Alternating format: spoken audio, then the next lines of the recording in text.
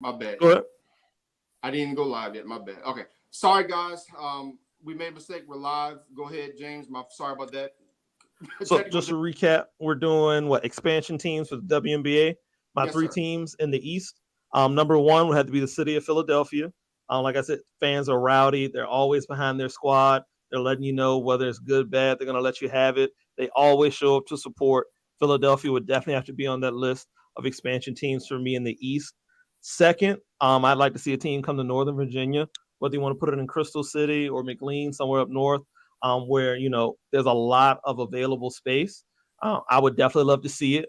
It'd be something fresh for the state, something we could definitely get behind, and it could potentially even spark more franchises wanting to set up shop here in the state of Virginia. My third team for the Eastern Conference would probably I go with Nashville. Nashville. Nashville is apparently a great destination for travel. They Okay. already have the Titans. They have the Predators. We've seen with a lot of their college sports programs, they're able to, retain those fans and attract people. I feel like Nashville will be another great spot. Not to mention everything else they have going. We've had the draft there. We've had, I think, what they just had the NHL draft there as well. We've had the NFL draft there. Nashville is a great town to possibly get another WNBA team.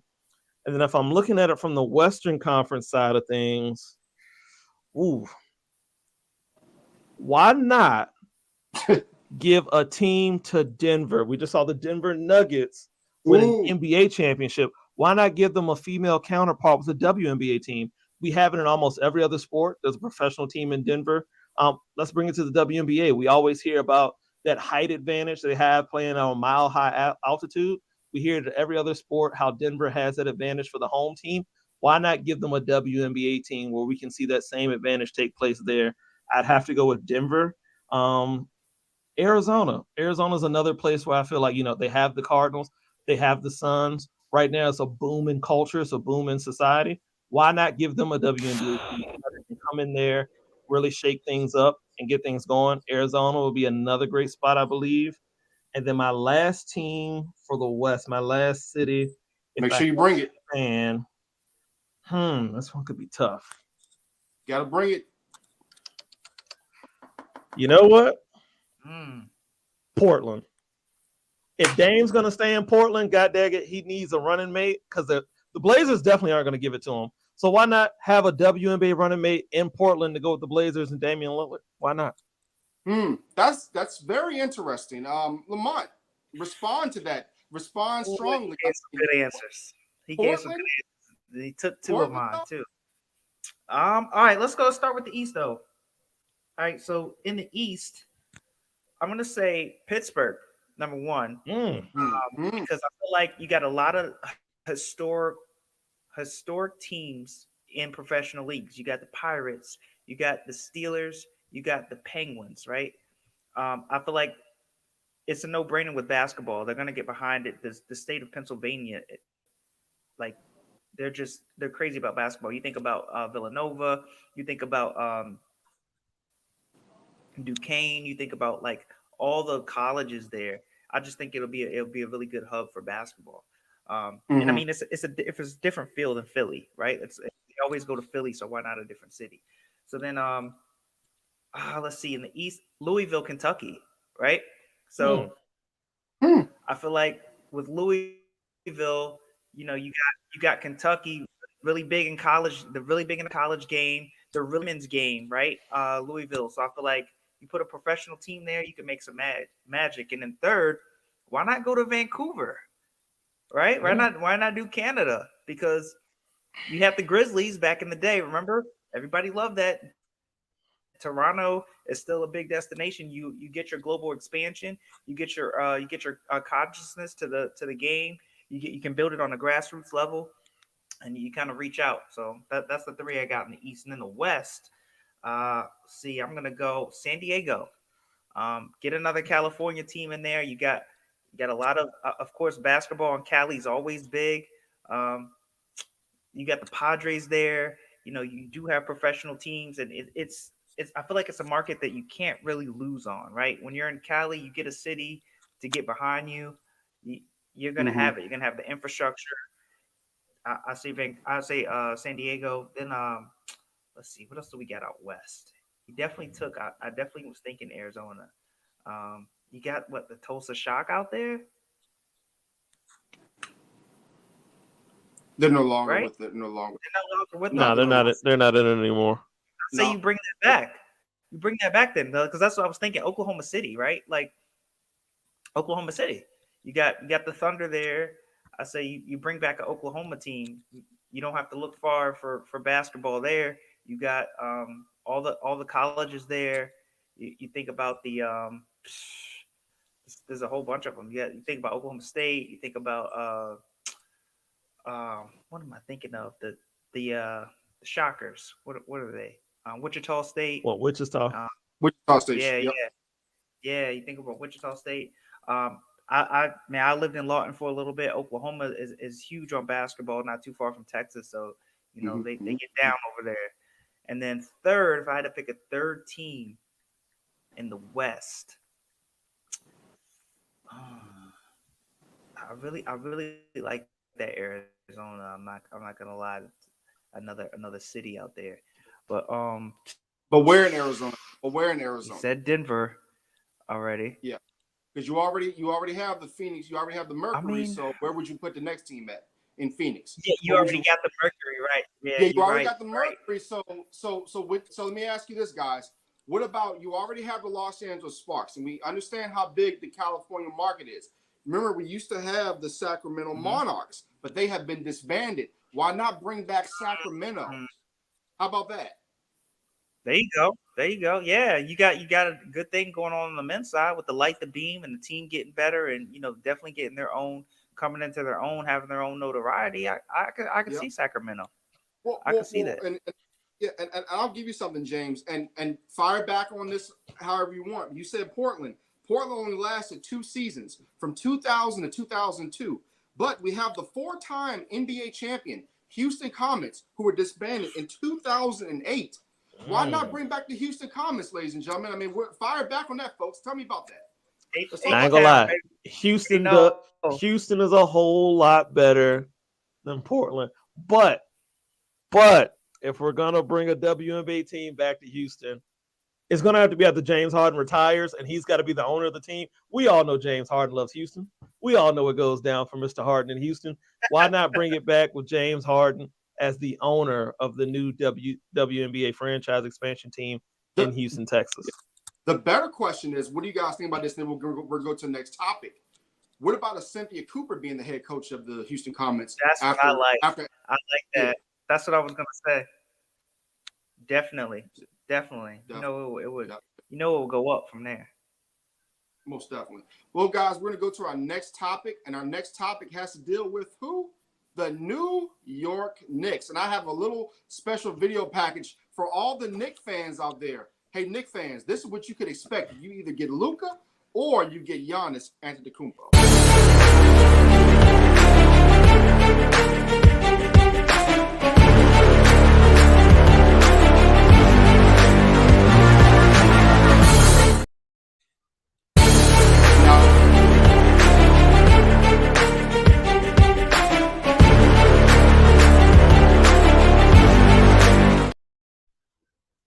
That was a little quick Robb Johnson put together video, wanted to spice it up, make it look good for the people out there.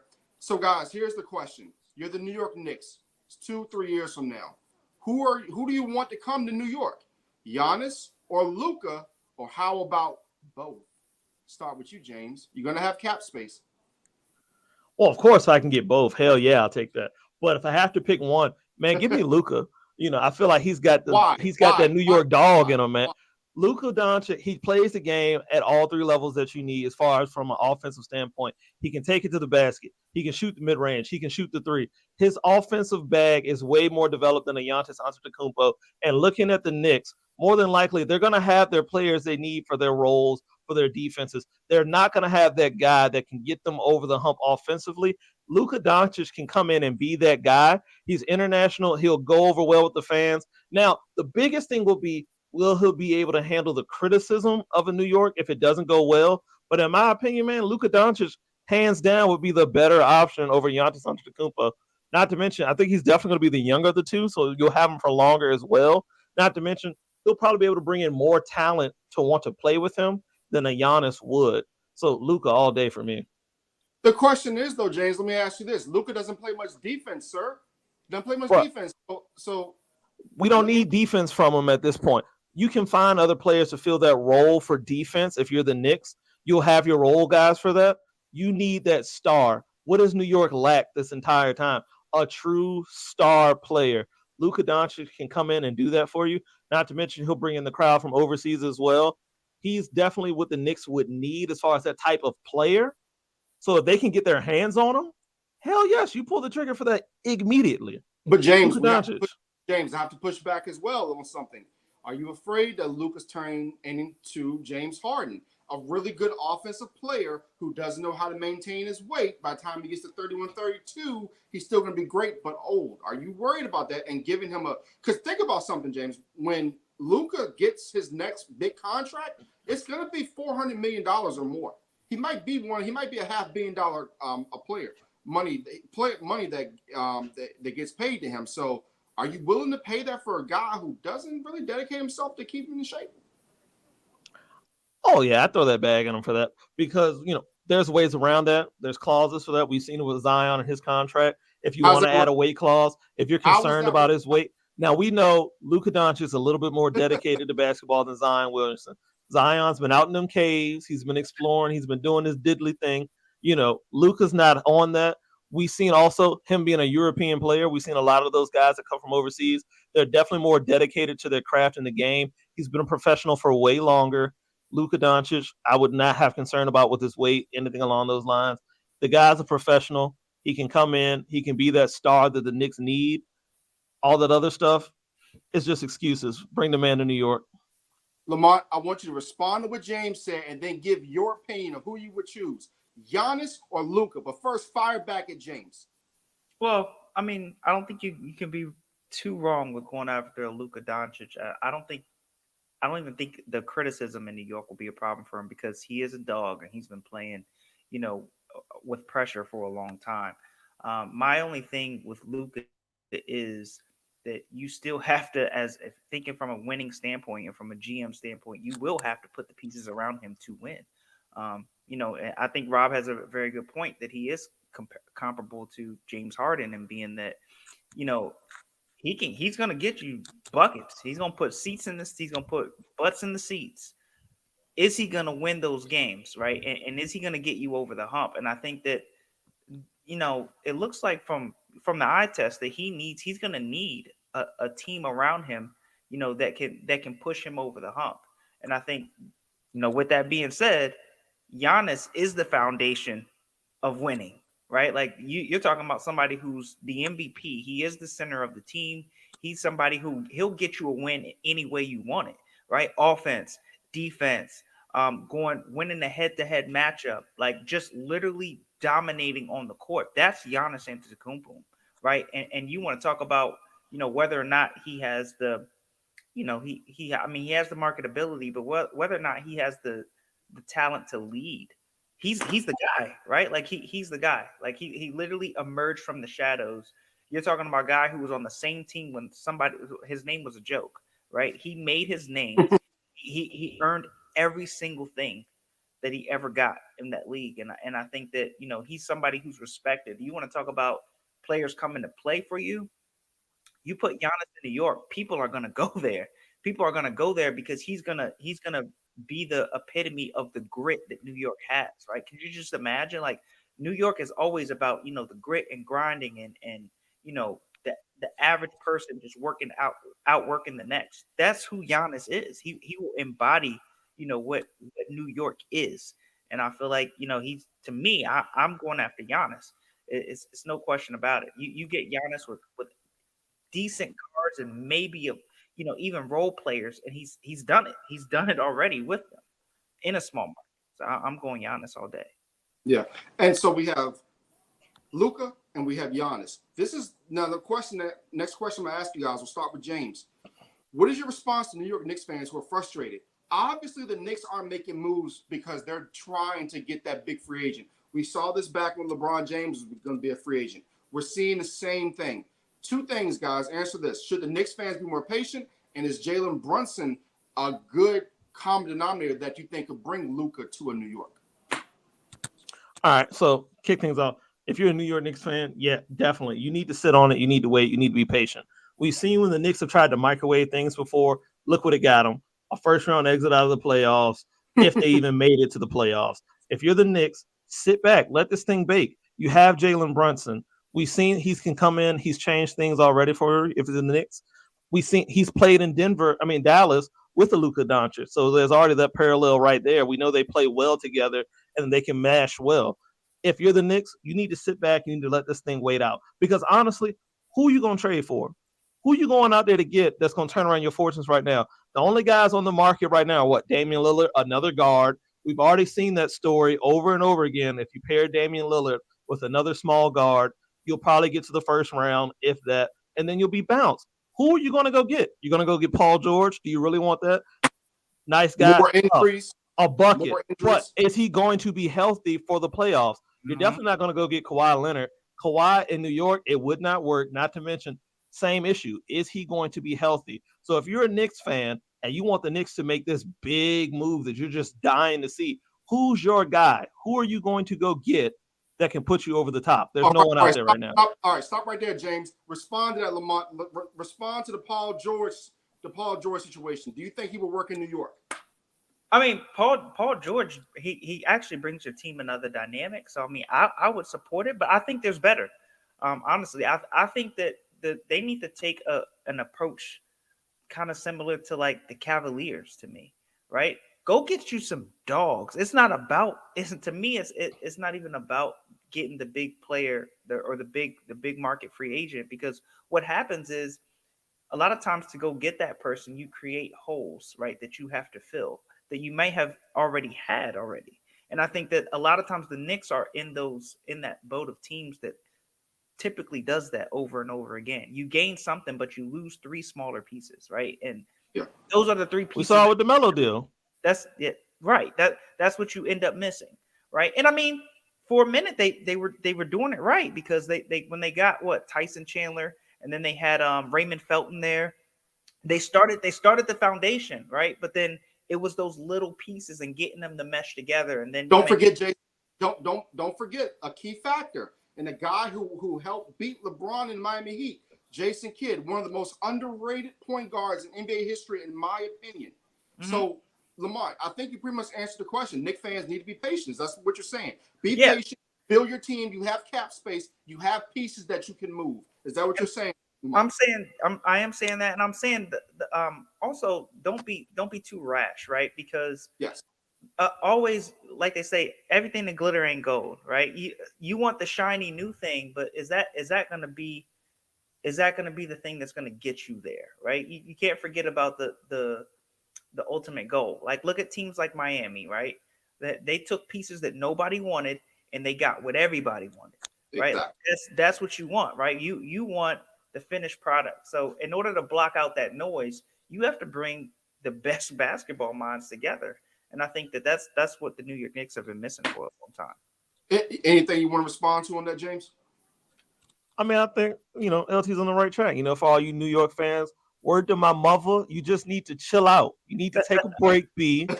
Chill out. Let's have go. A slice of pizza. Sit back and let my man's cook. I'm working here. Hey, listen. Exactly. The biggest thing I get from you guys here is this. Yes, you have the money to go out and buy a Ferrari, but you're going to have to spend a lot of money on maintenance. You're going to have to spend a lot of money on tires. You're going to have to worry about people hating on you. Go get you a Honda. It's quiet, good gas mileage. Knicks, go get yourself a Honda. You don't need the big prize. Go get the Honda. It takes you a lot of places. Yes, sir. Yes, sir. Our next topic, ladies and gentlemen, is something I think that these guys are really going to like a whole lot.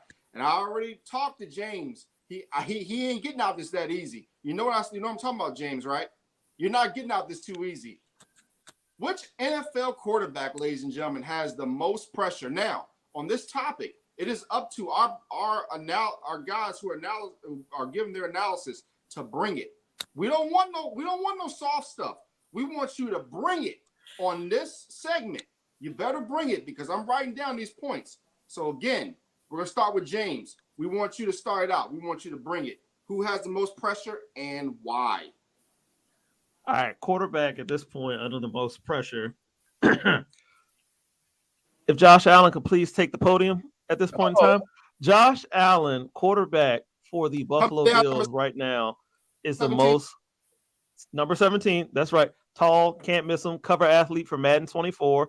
He's getting all the hype, he's getting all the love. Everybody's appreciative of him. He's got the big contract. I'm sure he's got the girl, he's got the house, the car. He's gotten everything. You know what he doesn't have, ladies and gentlemen? Wins in the playoffs when it counts. Every single time Josh Allen has had to deliver for a playoff win, he's lost it. He hasn't come through. He hasn't delivered. I know everybody wants to probably go back to well, he was 13 seconds away. It didn't happen. It didn't work out. He lost the game, ladies and gentlemen.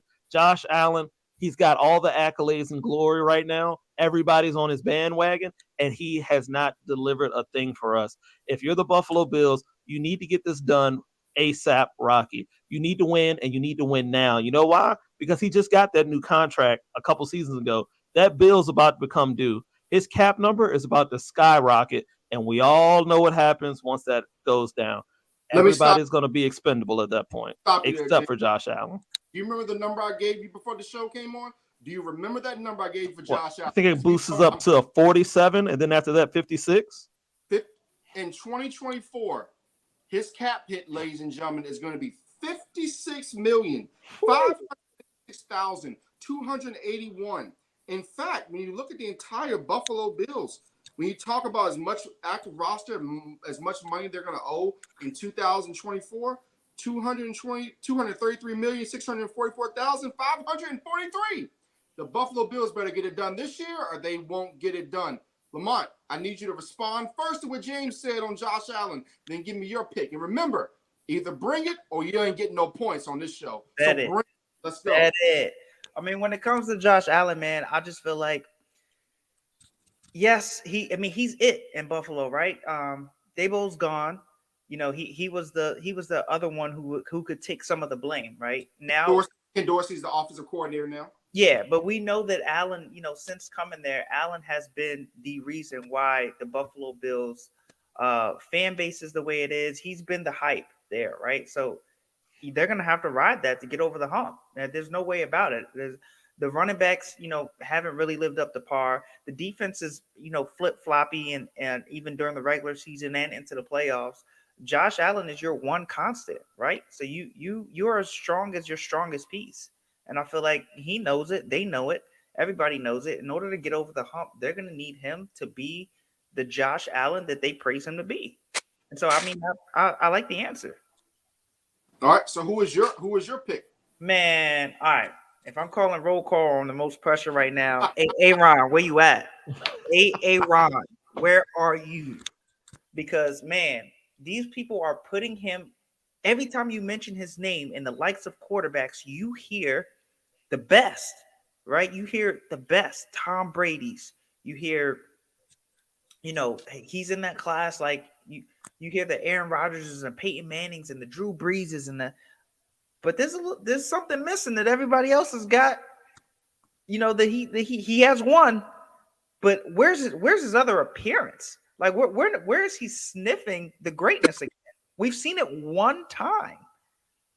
And it's like, bro, like your name is mentioned and it's almost like, does he belong here? Right? You have to ask yourself you have to ask yourself that. And I feel like he expects it. You could tell he walks with the bravado, right? When he talks to the media, when he talks to somebody, he has that I don't have to prove anything attitude. And it's like, bro, what you got to show for it? You got some MVPs. That's cool. But, I mean, I feel like you even got to give us more iconic times, right? Everybody has Elway, Roethlisberger, the Mannings. Everybody has that. Man, did you see the drive, right? We have the Brady. We have the Eli Manning's got his. Everybody's got this is my moment, right? And I feel like Aaron's done a lot of great stuff. We've seen a lot of amazing throws. Like, that's crazy. But when have you, other than, the Super Bowl, when have we seen, wow, that was Aaron Rodgers on full display, and we're going to put some respect on his name 20 years to come, right? Like, where is that moment? I'm looking for that, and I feel So, like but I have to stop you yes, there, Lamont. I have to stop you there. I do have to defend Aaron Rodgers a little bit. In this lone Super Bowl, a 111.5 passer rating, 304 yards, 3 touchdowns. However, let me say this. Charles Woodson was a big reason why that team got to that Super Bowl. And ever since then, we really haven't seen that other guy that has really got this, that could get them there. They should have beaten Seattle. Let's be honest. They should have beaten Seattle. They had Seattle beat. The 49ers got in their way for a lot of years. There was no reason they should have lost to that 49ers team a few years ago. There was no reason they should have lost that team. All right. So James, I want you to respond. Respond on the Aaron Rodgers. Since Lamont respond to your choice, respond to Aaron Rodgers, a guy who did not go to training camp last year, basically, who did not go to minicamp, was out there playing golf with Tom Brady. But you see, he's in minicamp and training camp this year. He's showing a quote unquote he's reinvigorated. But when you look at that Jets team, you look at the receivers, you look at those running backs, folks, there's absolutely no reason that the Jets should not be top NFL. Respond to that, James. I'd say, I definitely agree with all that. For Aaron Rodgers, we've seen that, for a guy who didn't want to be compared to Favre, he sure does like living under that shadow. He likes being in that shade provided by Brett Favre because, again, he's gone to the Jets.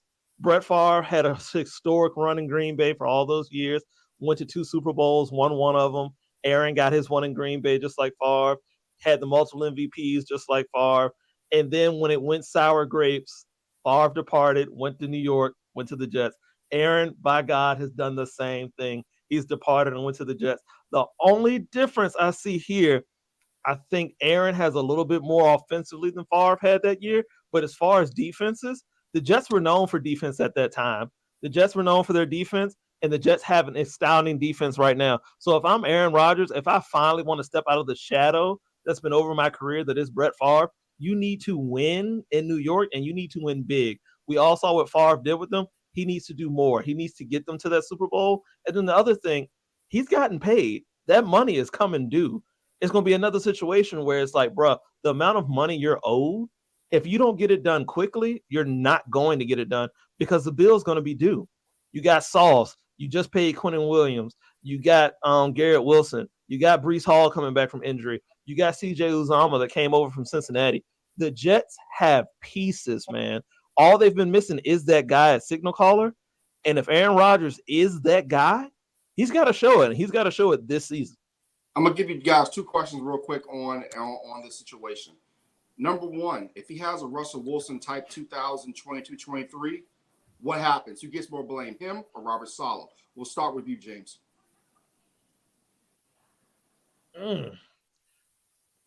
I feel like the media would probably put it on Aaron because we all know Saleh. Oh, hold on, James. He's a decent coach. Hold on, James. I get that.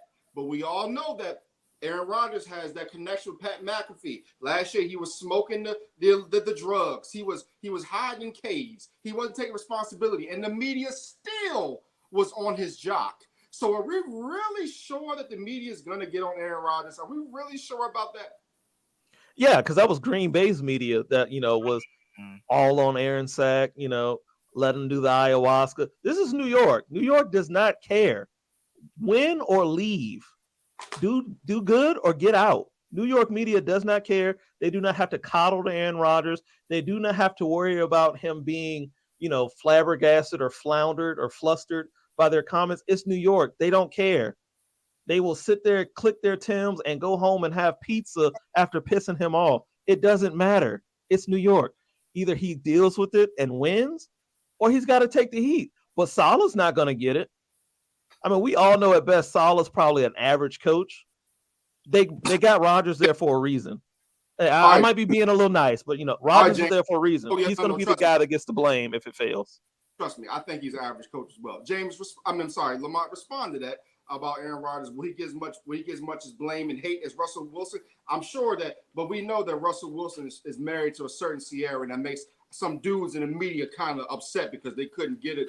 Because they couldn't get her over the corny man, as they like to call him. But respond to that. Hey, listen, you call him what you want. I don't care who you with. As a Broncos fan, you better pony up this year, buddy, because We expecting it straight More like than that. at home too. Man, what? But anyways, yo, what I don't understand is, bro, you're not in Wisconsin anymore. James hit it right on the head. Like you're in New York now, okay? You listen, they'll leave you stinking in Harlem in a second. They'll leave you in the street. They don't care if you Aaron Rodgers or Rockefeller. They will put you down, okay? If you're representing that city, it's it's bigger go home. There's no other way around it. I mean, there's people out of there who've survived with absolutely nothing in the harshest and the worst conditions ever. And Yes.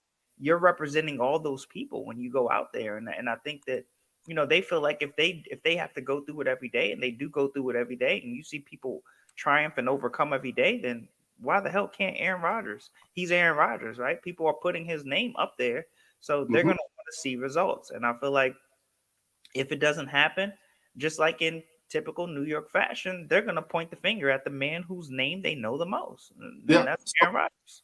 So we're gonna do this last quick one. It'll be really quick. Make it 15 seconds or less. James brought up something that was very interesting to me. He brought up Minnesota. Could this be a front for Aaron Rodgers? Could he be? Because you know Kirk Cousins is gonna be up soon. Could he be trying to get to Minnesota? 15 seconds or less. James, go. I mean, if he wants to follow the Favre plan, he's going to Minnesota. That's all I got. Jane, I'm sorry, Lamar. Could you see Brett Favre and Aaron Rodgers both doing the same thing and going to Minnesota? I don't think Aaron will want to be that close to Favre. I think that he has that much of an ego to where he's just going to be like, I can't do that. That move right there is going to put me right next to him in the page, and I want my own. All right, I got you. Here's the pivot.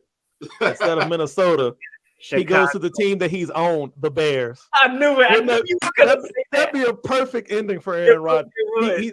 He said that he's their daddy. He owns them. Why not? If it doesn't work out in New York, go ahead to Chicago, man. Justin Field Fan Club in 5, 4, 3. Subject. We need to get off this quickly before we get banned. Now, next one up, ladies and gentlemen. Let's talk about Alabama and Georgia. We're gonna put up one schedule apiece, and I want you guys to respond. Of course, you guys know college football is almost here, so we're gonna start with the Georgia Bull. No, we're gonna start with Alabama. I think their schedule's a little bit harder. This is what I'm thinking, but you guys are the experts. You let me know.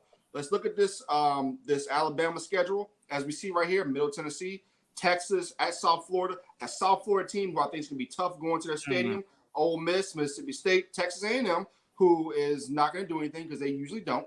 Arkansas, Tennessee, LSU, all at home. They got to go Kentucky, but it's Kentucky. There's no more Will Levis. Chattanooga and Ann Arbor, which is always tough, but we don't know what Auburn is going to be like. Let's start with James. Tell me about the schedule and tell me if you think it's tough or is it not tough? And will they have and how many wins are on the schedule? I mean, it's tough for an Alabama schedule, but you know, we've all seen this before. Alabama doesn't really choose to play guys a lot in the regular season. They'll do it every now and again to spice things up.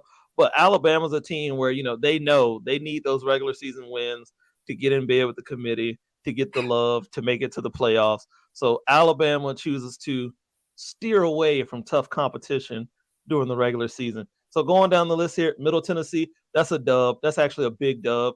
I'm calling a dub over Texas.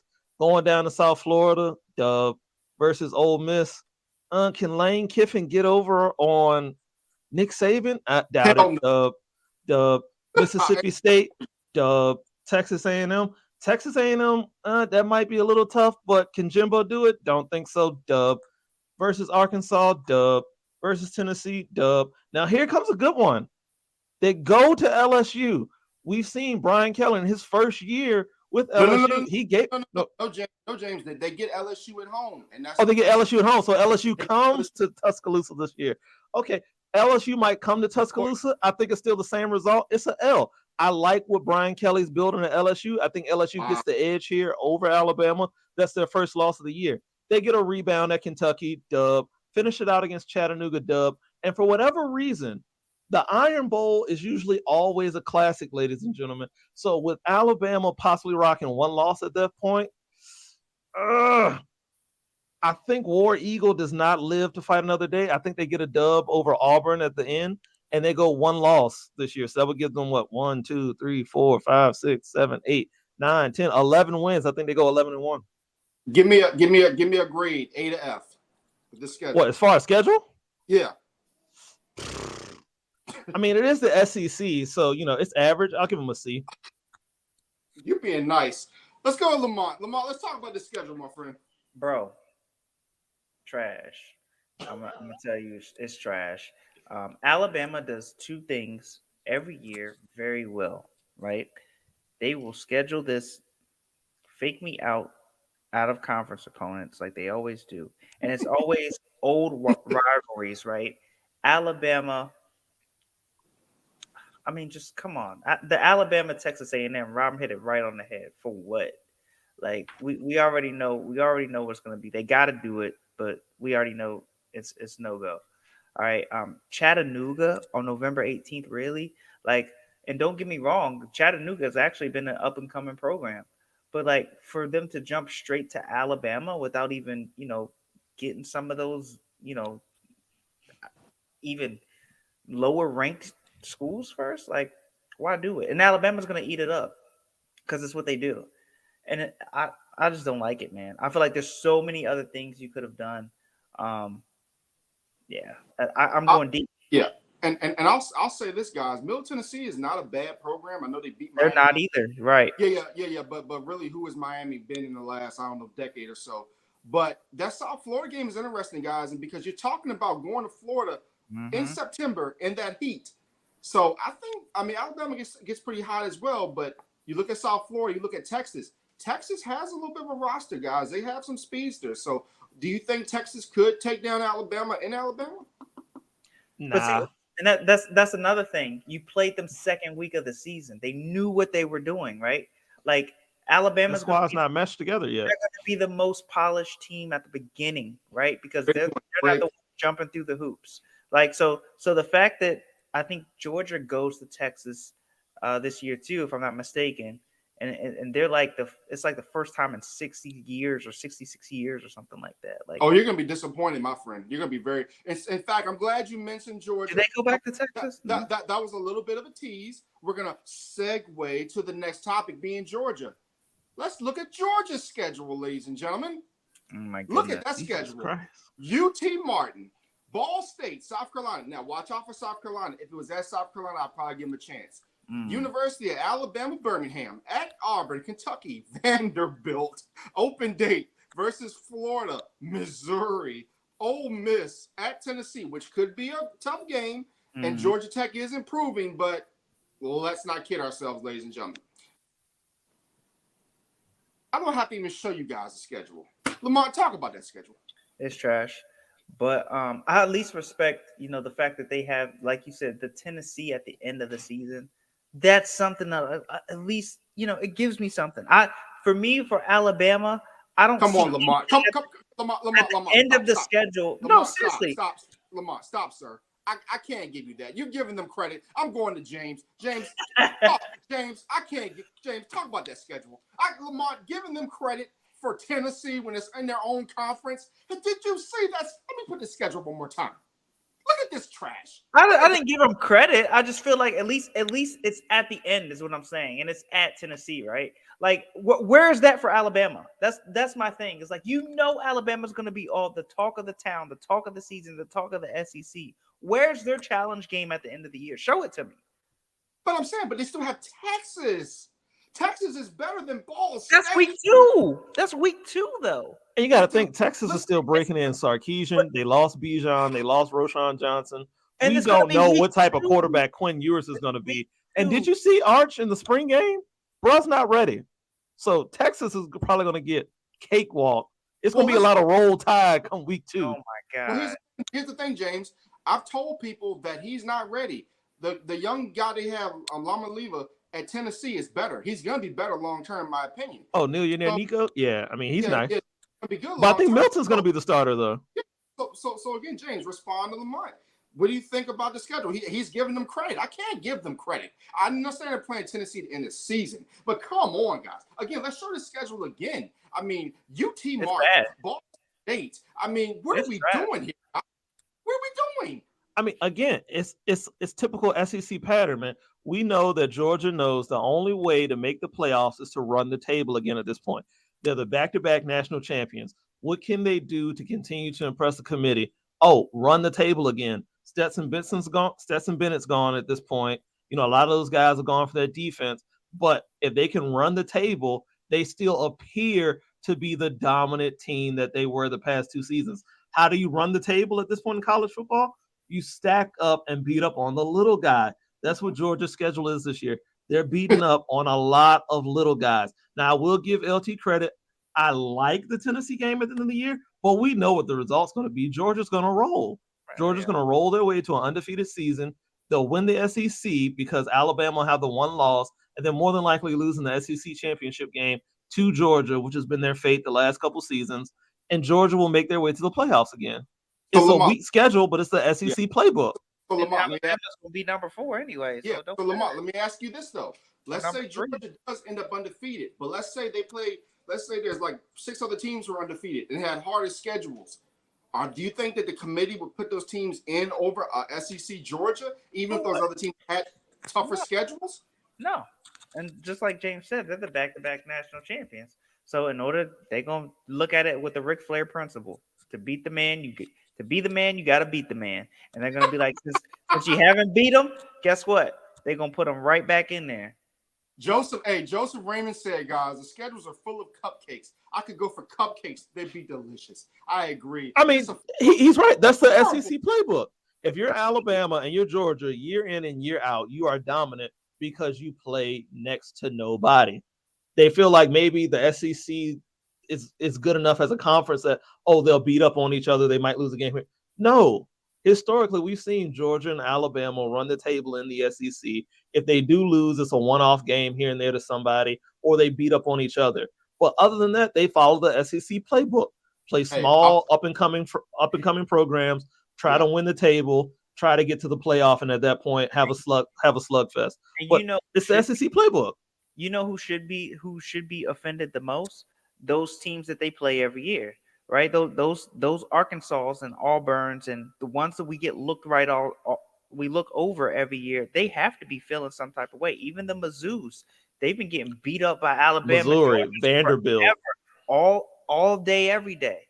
It's like at some point you have to stand up for yourself. It's the bully that comes down the hall when he sees you and punches you in the face every time he sees you. Well, guys, we also have to be honest about something here, right? The Missouris, for example, they should have stayed in the Big 12. They never should have came to the SEC. That's what they asked for. But it's a bigger money split for them. That's the problem. And this is the problem with Oklahoma and Texas. They're seeing dollar signs, guys. And at the end of the day, in 4 or 5 years, when they're suffering, getting beat down, nobody's going to say anything to them. Because the check was still clear. Payday, right? Am I right or am I wrong? Look at what Deion said. They're sacrificing the kids for a check. Yeah, I mean, he said that about at HBCU level. It's the same thing. I need a grade, guys, for the Georgia schedule. If there's anything better than a D, I'm minusing your points. James first, then Lamont. Oh, the Georgia schedule? I give it an F+. Oh, you're getting 3 points for that. You're getting 3 points for that. F+. I give it an F+. No, you got major. The plus is for Tennessee at the end of the year. You got major points for that, Lamont. I tell you, anything other than a D, you losing points. You go like this. You remember at elementary school where you got the I for incomplete? You remember that? Because they damn sure got the open date. Because you ain't come to class enough, so they was too scared to give you the F. So you got an I. That's what I'm giving them. I'm giving them the incomplete. They get an incomplete for me because I'm like, yeah, where's the excitement? Yeah, the excitement will be from their intoxicated fans celebrating every W. Oh my God! Again, let's get off the subject before we get banned. All right, ladies and gentlemen, we're going to our next subject, and it still deals with college football. Let's talk about the Heisman Trophy, one of the most prestigious. Well, used to be one of the most prestigious awards in college football before they only started giving to the quarterback. So here on the Robb Johnson Sports Show, where we do things the right way, I need to know, guys. Give me your Heisman pick. It can't be a quarterback. And it can't be a running back. So you got to bring it. James, we'll start with you, sir. All right. So This kid, I know LT will probably disagree with this just off rip. Don't do I it. like Marvin Harrison Jr., the wide receiver from Ohio State. That's a great. I mean, this kid is dominant. He's got pedigree. His father played in the NFL for years. Should be a Hall of Famer. Definitely is a Super Bowl winner with the Colts. Marvin Harrison Jr. has got the pedigree. He's got the size. He's got the speed. He's got the hands. This kid is so remarkable. He could possibly be the number 1 overall pick, depending on who gets it this year in the draft. The kid is dynamite. Last year, Ohio State fell short after he got hurt and had to leave the game. If he's still there, who knows? The Buckeyes could potentially be the ones holding up the trophy instead of Georgia again. So my pick has got to be Marvin Harrison Jr. I'll say this before I switch to Lamont. There's a reason. I'll give you guys a little tease. There's a reason I think that the Cardinals were comfortable getting rid of DeAndre Hopkins, if you know what I'm talking about. Go ahead, Lamont. I don't know, man. This one's tough. Non-quarterback, non-running. Could be a guy out of Georgia who's not a wide receiver, but possibly a tight end. Could be. But listen, I want one of those guys who do everything, right? Okay. One of those, I miss those. I miss those Charles Woodsons. I miss those. Oh man, I miss the guys that do everything. You can put him back there to return punts. He could be a great safety. He can play DB. You could put him on offense. He'll be explosive. But I just don't know who that would be. Like, and being realistic, most of the guys who do that for teams aren't on teams that are big enough or will get enough attention to where they would get the Heisman nod. So I mean, I don't know. Yeah, the name. Gotta give us a name. Hey, listen, I got points. Hey, I got points. You want some points? I need some answers. Bring the heat, baby. Bring the heat. I mean, you ain't got nobody on Michigan you like, bro? Oh, you know what? Wait, Corum's a running back. Right, exactly. Man, I'm like, okay, realistically, walk with me here. Say Georgia comes and smacks everybody like we saw that and we think that they're going to do. They right? are. Okay. Why are we debating this? Have you seen the schedule? Like, listen. Yes, hold on. we have. I'm going to show this one more time. UT Martin, Ball State, the rest of the ACC cronies, UAB, dub. We get it. Dub. They're going to beat everybody. So, Lamont, again, bring the heat. Bro, I mean, I feel like you got to go with Bowers, though. I feel like if anybody else is realistically, no matter what I want to see, it's going to be somebody on offense. It's going to be somebody who scores touchdowns. It's going to be somebody's name people can remember and that they see and they put a face with it, right? So think about it. Bowers is the guy. He's the guy who is explosive, right? He can mess around and score 4 touchdowns in the game just because Georgia can score in any way. They might get bored and say, you know what? Let's just call this play where we get them over the seam. And they're concentrated on all the wide receivers, and everybody's just too fast, too strong, too big. And he would be the guy. And he messes around and gets 2 games where he scores 4 touchdowns or 3 touchdowns. And then he does something like they line him up in the backfield just for shits and hand him the ball, and he punches one in. Like you're gonna say this guy can do everything. He can block, he can score, he can catch, he can run. Well, I mean, why not? Why not Bowers? When you look at Bowers, in my opinion, he's a better Travis Kelce, and he's faster. Could you see this guy going in top 5 NFL? Could you see this guy going top 5 NFL draft as a tight end? Oh, absolutely. Most definitely. I can see it, especially in offenses now where you can stand him up, right? Or you basically make him a mismatch slot type of guy that linebackers can't cover and DBs will be too small. Then Yeah. Well, we'll go to the comments, and Darrell Owens, owner of Legacy Maker Sports Network, says, I got Marvin Harrison Jr. as long as he doesn't get hurt. And I don't really have an opinion. Again, I'm the host. I don't have an opinion.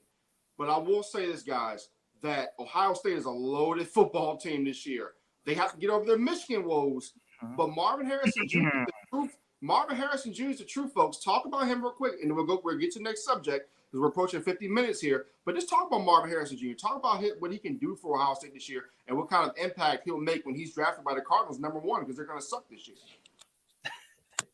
I mean, we've already covered it. The guy's got Heisman potential. We've seen him dominate defenses year in since he started with Ohio State. He's learned from a lot of those great receivers of the past, whether His it be father, Garrett Wilson, his father off bat. He's got home experience. I think Reggie Wayne, he's probably like Uncle Reggie or something at this point. That's another receiver he grew up around that was great in the NFL as well as in college. So he's got the pedigree, not to mention Ohio State breeds receivers. Like we've gotten guys on the low end, whether it's Curtis Samuel. We've got guys at the high end, whether you have your Garrett Wilson, your Terry McLaurin's, Santonio Holmes back in the day. We've seen Ohio State churn out receivers, and Harrison has the chance to be the best one. He's got the profile. He's got the prototypical build that you're looking for. He's big. He's explosive. He's fast. He's got the hands. He's everything you need in a receiver, especially in today's game where offenses are looking to put up numbers and stretch the field. And if you are the Cardinals, let's say you do have picks 1 and 2. Murray's got, Kyler's coming back from the ACL. I mean, do you reboot the franchise and go Caleb Williams, Marvin Harrison Jr. at 1 and 2? I mean, I feel like, man, you talk about game changing, franchise changing, something to turn it around in Arizona. That would be a hell of a 1 and 2 combo. Your response, James, to that? I'm sorry, your response, Lamont, to that? It's all. I mean, looking at it, it's all. Besides Marvin Harrison Jr., I still say it's all SEC, right? Like, they're the guys that's just gonna have the big names, all the attention. But I mean, definitely he has it. I think he has everything going for him. He is at wide receiver U. I'll give them that. As much as I hate to say their names, that the Buckeyes they're it when it comes to wide receivers. They always have 3 or 4 explosive guys and guys who can do it on multiple levels. So I mean, I could see him doing it. But just throw a couple names out there. I mean, I'm thinking defensive players. One, I like defensive players, and 2, they're the guys who, if you're not talking about quarterback or running back, they're the guys, right? When they do things like cause a ridiculous amount of turnovers or they score touchdowns, right? You look at Jeremiah Trotter Jr. from Clemson, right? He's got the pedigree, right? He's a legacy. He's a guy that can do it. You think about what's his name? JaQuincy McKinstry, the corner for Kool-Aid. Kool-Aid, bro. And he getting the Heisman off nickname alone. You know what I'm saying? Like, you can't have a name like that and be out here messing around in these streets. Exactly. You gotta produce. You know what I mean? And with that schedule being as weak as it is, if he really is an over-the-top cornerback, we may see him shine like nobody has shined in a long time when it comes. What about Joseph Raymond's also? He had a pick from Virginia Tech. He said, what about Mansour Delane from Virginia Tech, cornerback? He said that he's actually a really good corner, and Virginia Tech get their stuff together. I mean, he can make some noise. And we haven't seen a player win since what? Charles Woodson and Ndamukong Suh should have won in 07, 08. He should have won, but that's beside the point. So, any other thoughts? His defensive finalist was what Manti Te'o, and then that all went to heck in the national championship game. Not even talk about that guy. Right, and they didn't give the nod to my man Jabril Peppers when he was out there killing the game. It's hard for defensive guys. He had mentions at the beginning of the season, but they did fall off. So yeah, I want to mention for you guys too. The reason I mentioned the Cardinals was because, and these are just the facts. We know that Kyler Murray's gonna be out half the season. Here are their quarterbacks: David Blau, 27, he's 6'1". Jeff Driscoll, he's 30, and Colt McCoy, for some reason, he's still in the NFL. He's 36. So, yeah. And of that list, McCoy is probably the best one. If you lose to the Arizona Cardinals, I know they got Marquise Hollywood Brown, but if you lose to the Cardinals before Kyler gets back, God bless you and your fan base. And by the way, let's just hope that Marvin Harrison Jr. doesn't go driving around like his dad used to do back in Philly. But we're not going to talk about that right now. Next subject. Marvin. Next subject. Persevere. This year, ladies and gentlemen, we have Penn State and VCU. And why is this so significant, ladies and gentlemen? Well, because, a certain coach went to a certain Pennsylvania, and, another coach went from certain Utah and left University of Baltimore, Maryland, and beat Virginia's #1 seed. Now, everything is in place. We have VCU and Penn State. Ladies and gentlemen, here is the question at hand tonight. Who wins more games, Penn State or VCU? James Brown, bring the heat. All right. Hometown warrior. VCU Rams will win more games than the Penn State Nittany Lions. I love what VCU has done in replacing Mike Rhodes. Coach Rhodes, fantastic guy, ran a good program. But we all saw that when it really mattered, he couldn't quite get the team there. Hold on. Are you trying to tell me that in the most pressurized moments, VCU wilted under the pressure and was smaller than Mini-Me? Is that what you're telling me? We've seen it. Go back to the tournament. We've seen it. We've seen it year in and year out. Yes, they could possibly make the tournament either by winning the AT championship, or they squeak their way in. But it's like VCU has not done anything since Will Wade and Shaka Smart were both there as far as the tournament. They had the deep run.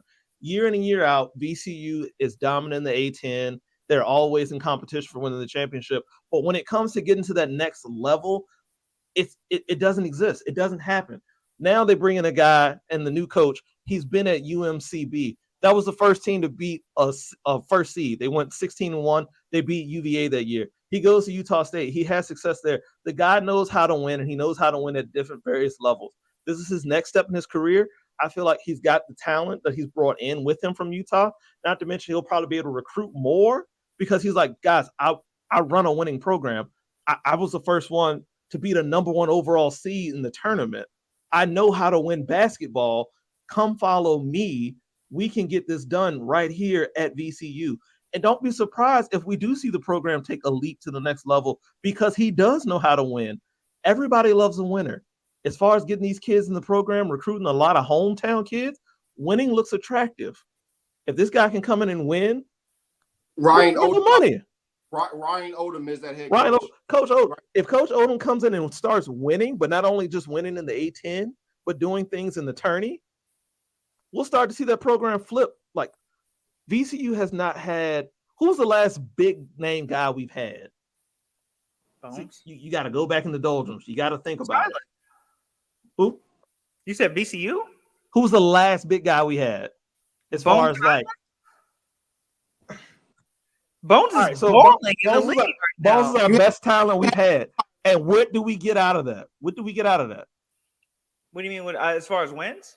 As far as wins, as far as what's the furthest we got out of that? What's the most we got with that? I think to be honest, I think it's really, I don't think people realize what NCAA basketball, like how hard it is to go deep in tournaments. When you really look at the consistency of teams that go deep in tournaments, you're talking about the best coaches to ever coach the game of college basketball. Other than that, even major programs, right, will go to the tournament here and there and still not have a lot of wins. Like it happens, right? And I think for a team like VCU, yeah, that culture and that 2011, it changed the game, right? Because we haven't seen it before. So even before that, we haven't seen it since. Right. We haven't seen. Think about Mason. They did it right before VCU. Haven't seen them since. You know what I mean? Like it's really hard because you're talking about all these schools, right? Not including the big wigs, including the ones who are starving to get their names out there. Like it's not the NBA where you got 30 choices, right? And then if you're hot this year, you got a chance, right? Like it's not that. You're talking about over 100, 200, 300 plus teams, right? Every single year that you're fighting with. It's insane. So, yeah. I mean, and to answer the question, I'm also going VCU though. And I think the reason is because finally we're tapping more into that Virginia, North Carolina network like we should. And I feel like that's the difference. Like we've seen so many players. We've seen Armando, right? He's used to play right here in Richmond, UNC. We've seen so many players come from here and go to the big name programs and they're pretty successful. So my thing is, I love Rhodes, but like you got a chance now. You got a chance to even Shaka being a Florida guy and a Texas guy, he knew how to get the guys that were close from here that he knew was going to be excited to play here. And I feel like Odom has a chance to do that. Guys, let's keep this in perspective. At Utah State, 44-25. Here's even more of an impressive stat for you guys. 97-60 at Maryland, Baltimore County. Mm-hmm. You're telling me that a guy got into the NCAA tournament and was able to beat a very good Virginia team, Then you look at Mike Rhodes, and let's keep this in perspective, guys. Sometimes I can kind of look at this like Dwight Howard situation. Dwight Howard was in a small, he was a big fish in a small pond. Mike Rhodes was a huge fish in a small pond in Richmond, Virginia. Now he's going to Penn State where nobody's going to care about you because Penn State's playing football. Nobody's really going to check for Penn State until about February. I'm going to ask you guys this, and I've met Mike Rhodes in press conferences, even personally. How long do you see Mike Rhodes at Penn State? I just don't see it for a long term, guys. What is your opinion on that? I feel like, he gets the hometown discount, which will probably earn him an extra season or two longer than he should be there. I give him, because no one cares. I'd set the over under at 5 seasons. So I think he's at least there for 5 years. And like you said, Penn State's a football school. So he'll be able to scoop by having a couple good seasons here and there because everybody will be paying attention to the football program at Penn State. Yep. So he'll ride the hometown discount. He'll ride the glamour and notoriety of it being a football school. He'll last about 5 seasons before they eventually start to notice that he might fizzle out. Respond, Lamont. You think he's going to last 5 years at Penn State? Let me tell you, as guys, Rob knows this, guys who have covered Mike Rhodes, he's not a guy who's going to take losing standing down. Like, he's competitive. Like, this guy's he's gonna want to win, no matter if it's 2 people watching or 2 million people watching. He's gonna want to win, and if he's not finding consistency like he did here, we couldn't really get to the second, the second level with him, and be postseason successful. But man, the dude cares about winning, and he cares about basketball. That's one thing I will say about him. So if he's not successful, I don't see him wanting to be there long. He's gonna want to come back to feeling like he has a chance at winning. Well, that's the problem. That's the problem, Lamont, and you hit it on the head. And you guys can respond to that really quick before I get this quick question from Joseph Raymond. Mm-hmm. Is he gonna end up burning himself out? Because you guys, we've been to the games, we've covered the games. He easily burns himself out, loses his voice. He, at times, he seems like he gets very stressed out. He's not a spring chicken. So could he stress himself out to the point where he could burn himself out and he'd have to leave Penn State? Because he's burned himself out at little VCU. Yeah, I don't know. He's a high energy guy. I don't know if he burns himself out, but what I think that I could see him, especially being in the place where Pennsylvania. I talked earlier about how candid they are on basketball, right? That's a big basketball state, and even when you get into the cities, you get into places like around Philly and the temples and the stuff like that. They love basketball, so I could see him going to another program that rejuvenates him and feeling like even if it's everything the glitter and gold, he's gonna feel like that big thing that he wanted may not be the biggest thing he wanted.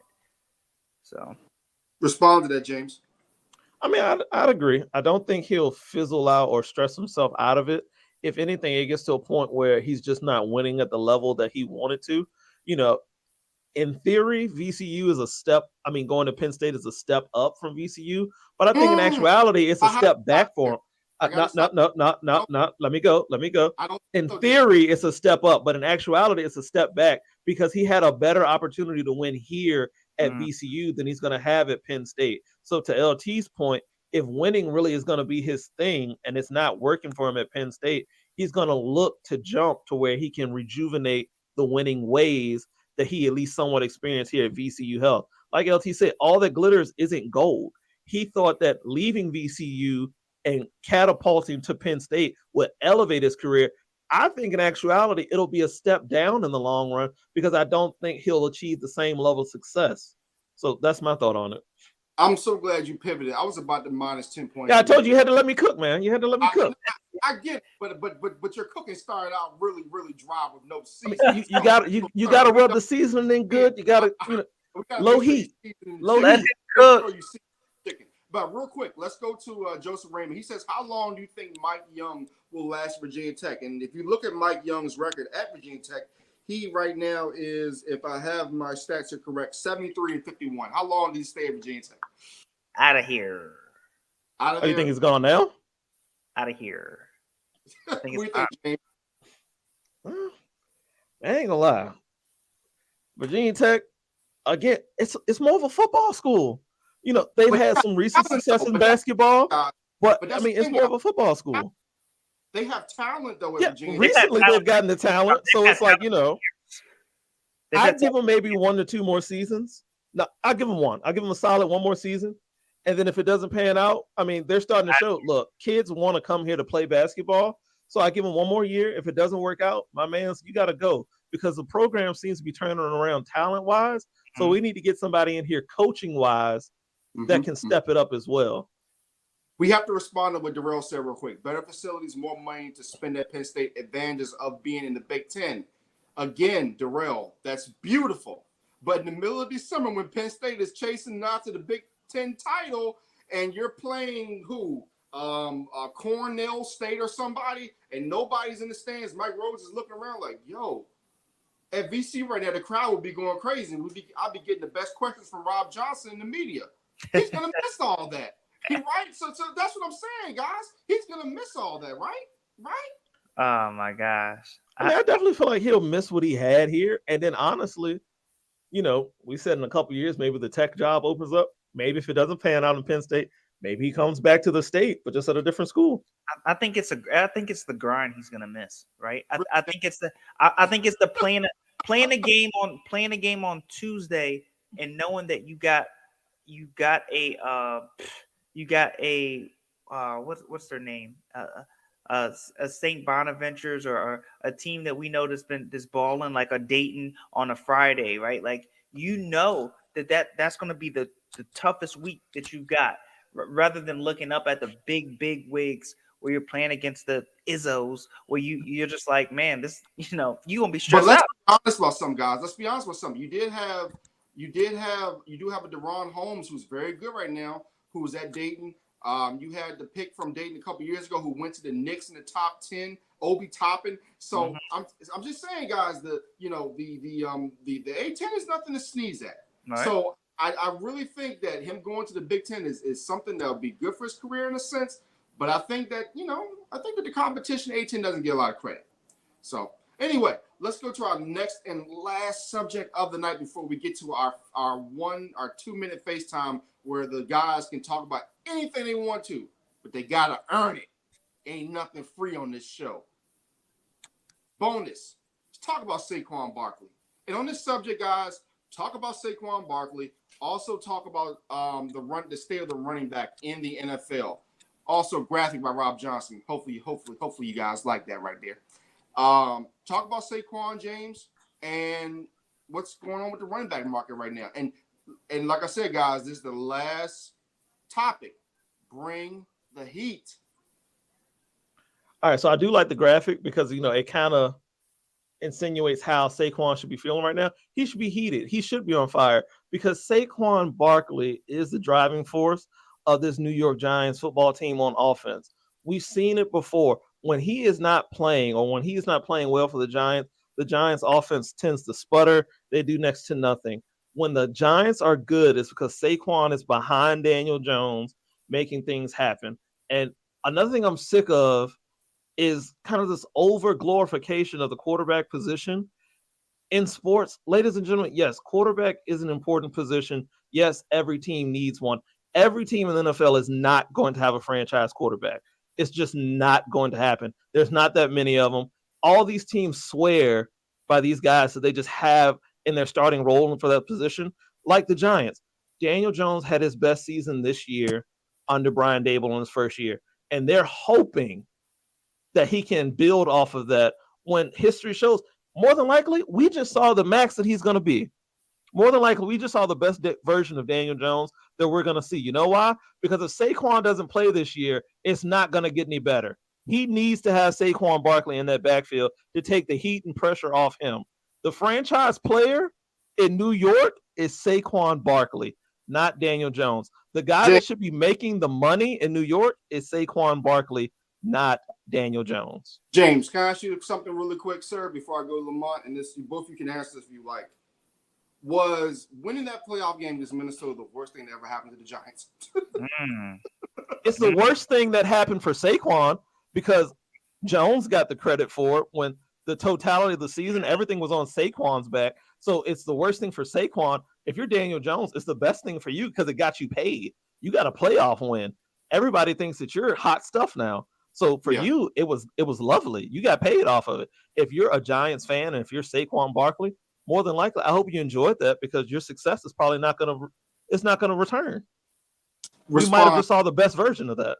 Respond, Lamar. Yeah, I mean, this is tough for not just Saquon, but all the running backs. You look at the Josh Jacobs situation too. Like both of them are looking at the same type of deal. Like they've both balled for their franchises. They've both been through things, and you put your body on the line week in and week out, and it's like you're still a shadow, to the quarterback, which it looks like in both of those situations you shouldn't be. And I just feel like you really think about the last time a running back signed a multi-year deal, Christian McCaffrey, worth $10 million or more. And You Zeke got Elliott. Christian McCaffrey, and then you got Zeke. You got other than that, I would say what Chubb in 2021. Like I think Chubb got about 13 a year. You had and listen, they brought up a good point today, guys. The last team to really get to a Super Bowl with a running back who was making buku money was probably the Falcons. Because if you look at it, Todd Gurley, who is a tragic story, got hurt and he got paid big time, but at the same, he couldn't play anymore. No, that was the Rams. I wish we'd have got there with Todd, but that was the Rams. So let me ask you that, guys. Todd Gurley's injury and how he got paid, and Zeke Elliott. Do you think that those are the running backs that kind of hurt the market a little bit? No, I mean the teams did that though. To me, we all saw with that. I mean, Gurley was a little bit of surprise, but I mean, with Zeke, we knew you could see that he was over the hump, right? We could see that he was different. You could see that he didn't have the same burst and the same explosion. Like we could see that. Like, but I feel like you wear the running back out, and then with everybody else, including quarterbacks, you pay them for what they've done, not what they will do. The running back position is the one time you're like, nah, they're not going to be what they once were. So now I'm going to pay them what I see them as, and not what they've done. Which that's the thing, is that you're giving them the step kid treatment, and I agree. Wrong. All right, respond to that. I agree with LT. The rest of the league has looked at the deals that running backs have gotten and not seen those pan out, and so they're like, it's not worth it paying a running back. But what I don't get is you'll look at those same deals and say it's not worth it for a running back. Quarterbacks get the same thing, if not more. Okay. And for how many quarterbacks has that panned out for? But yet teams are still lining up to pay quarterbacks. Not every team, the franchise player is not going to always be a quarterback. If we look at the Tennessee Titans, the franchise player is Derrick Henry. That team goes as Derrick Henry goes. Last year for the Raiders, Josh Jacobs was a franchise guy. The team went as Josh went. He led the league in rushing. The Raiders are only as good as they were because Josh Jacobs. Yes, you had Devontae Adams there to help open things up for him, but as Josh Jacobs went, so did the team. Every team is not going to have an elite franchise quarterback. Every team is not going to should not pay their quarterback elite money. I mean, my biggest thing with that was when the Cowboys did decide to pay Dak. Yes, you paid Zeke, but once you paid Dak, that's when we started to see all of the holes be exposed for everyone else. Yes, Zeke was starting to decline, but when did we really notice it? Once Dak's contract really kicked in, because you no longer had resources to fill in those holes. We started to see the offensive line age and get older. Tyron Smith started dealing with more injuries. Zach Martin's getting up there. Travis Frederick, due to disease, he had to retire due to sickness. He tried to make a comeback, wasn't able to. And that's when we really started to see that once Dak started making that money, they weren't able to replace those guys that they lost either due to injury or just free agency or the league as well. We started to see the holes emerge. We're starting to see it with other teams. Look at the Rams. When they paid Goff after they paid Gurley, we saw the team fell apart because once you're paying Goff and Gurley, the holes were exposed. We saw that Goff's not really able to push it down the field like that we want. McVay was even like, this isn't the guy that I need. The offense fell apart. Why is it that everybody focuses on the running back of it more than the quarterback? Yes. If the quarterback's a big money. Carson Wentz in Philly. When it went bad, everybody and that was the only situation where they didn't pay a running back, I believe. But it's like when it went bad, you were able to move off and look at it. Philly was able to recover, and they're still running strong. Now the Rams recovered and won a Super Bowl, but it was a short-term fix for a long-term problem. Once you start paying these quarterbacks these buku dollars, if they're not that guy, which in my opinion there's only two, Patrick Mahomes and Joe Burrow. If you're not those two, you got some holes in your game where I don't need you making top of the market money because I need to put some stuff around you so that we can actually win. Yeah. We have some examples, guys, Joe Flacco, etc. I'm going to get to the stat really quick after I get to Joseph Raymond. He said, think about the 49ers. They didn't have a franchise quarterback this year, and they made it deep into the playoffs. Always in the mix. Now, let me give you all the statistics, and y'all can go on this. I'm going to give you all full disclosure. Both of you guys are tied at 90 points. Both of you guys are tied at 90 because you all been bringing it the whole time. So let me give you these stats for Daniel Jones. You guys ready for this? Are you really ready for this? Because you're going to respond to this, and you're going to answer this last question talking about Daniel Jones without Saquon. What kind of years are you going to have in your opinion? And should have gotten paid. Daniel Jones has a passer rating of 77.3, 3,768 yards with 16 touchdowns and 17 interceptions in 19 games without Saquon Barkley. Let's go to the opposite side. Daniel Jones has a passer rating of 91.4, 7,835 yards, 44 touchdowns, and 17 interceptions in 35 games with Saquon Barkley. Are the Giants just not doing the math? Are the Giants blind, or do they just don't want to pay a brother? Respond, James. 90 points apiece. Let's get it. I don't think it's the fact that they don't want to pay a brother. They paid the wrong guy. What they saw was the glitz and glam of this past season, and the guy who was under center, they were like, oh, he's got to be the one that's stirring the drink. He's got to be the driving source for this. And it's clearly not it. You just gave us the numbers. Without Saquon Barkley, Daniel Jones is probably a 500 middle of the pack quarterback at best. Coming into the season, we thought Daniel Jones was the middle of the pack quarterback. And even leaving the season after they beat the Minnesota Vikings, we said, damn, that was a nice performance. He's still middle of the pack. And you just went out and dropped $40 million on him. There's no way he's going to be able to live up to that unless Saquon Barkley is brought back and is paid. Respond to that, Lamont. Listen, man, old habits die hard. The last time the Giants were really relevant and when, they had the fan base behind them, they were going as far as everybody else was going, was when it was Eli Manning, right? And that Eli he's an outlier because he had a lot of controversy around him, right? Is he Peyton? No. Can he do what he did before? Is it a fluke, right?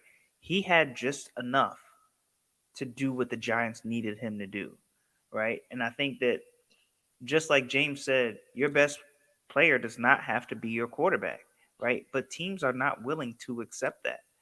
And I think that they're scared. They're scared of, I don't know what it is. Is it not having the fan base behind you? Is it not getting the butts in the seats for the gate receipts? I don't know what it is.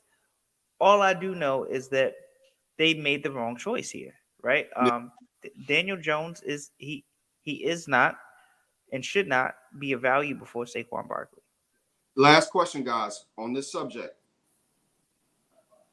Should we put some blame on Saquon Barkley? You guys remember when Odell Beckham was there and Odell Beckham was a little bit of the outlaw and things like that, and Saquon came in, I'm going to be the company guy. Well, now the company guy is getting screwed. So respond to that, James. I mean, yeah, he said all the right things. He did all the right things, company man, all that. I don't think that's what's screwing him. I think it's honestly the fact that his position says running back and not wide receiver or quarterback or edge rusher. The way the NFL is trending, the way the media is painted the picture, only positions that are getting paid are quarterbacks, wide receivers, running backs. I don't think it's what he did with Odell. I don't think it's him being a company man. It's just the fact that he is a running back. Everybody believes that when running backs hit the wall at age 30, that they're just no more good. That's not always the case. But James, we gave the numbers. Daniel Jones is not a good quarterback. We know that. We've said that, but the Mara family doesn't know that. They're the ones that cash the checks. The Giants are practicing in the most dangerous way right now. Like, what are they doing? Like, that's the thing. You have the numbers. This guy's been a company man. He's torn his knee up. He's come back. He hasn't said anything. He's been like the Damian Lillard in the NFL, not trying to upset anybody. Now you got fans turning on him. Come on, guys. I mean, if you're Saquon now, do you basically say like some of the parents say F them kids? Do you say F them fans? Lamont, what do you say? I mean, fans are fickle, man. They'll turn on you for the slightest thing. Yeah, but I think, I mean, even if you look at the predecessors, right? I think Saquon, there is some validity to what Rob is saying, but I think that if you look at the people before him, right? You look at somebody like Adrian Peterson, right? Tore his knee up, right? People were like, I don't know if he can be the same guy. I don't know. He comes back. What does he do? He tears it up, right? He was arguably better. He was better, and teams just didn't know. I feel like Minnesota is like they got the best of both worlds because they didn't turn around and win a Super Bowl, right? But he became the face of the franchise far and away, and I think that the Giants have to look at whether or not they want to be on the right side of the future of their franchise, right? Is it about what's going to get you the fan base to follow you, or is it about doing the right thing? And I think Saquon did the right thing in a time where he believed in himself. He still betted on himself. Well, you know what? I'm going to rehab from this knee injury. I'm going to come back and I'm going to do it for the people who gave me a chance. I think that's what he wanted, right? But now that he's past that, he's found himself stuck in a rock and a hard place where it's like, okay, man, I'm betting on myself. I know that I'm the guy. I know that it's me. So now you have to do it. You have to show it me. Well, I can't argue with that point. Ladies and gentlemen, that comes to the end of the show. With a total of 100 points to 99, our winner of today's show, I don't have it set yet in the thing, but if you all can hear it, cool. I'll put it there next time we do this show. Hopefully I can do this show a lot more often, but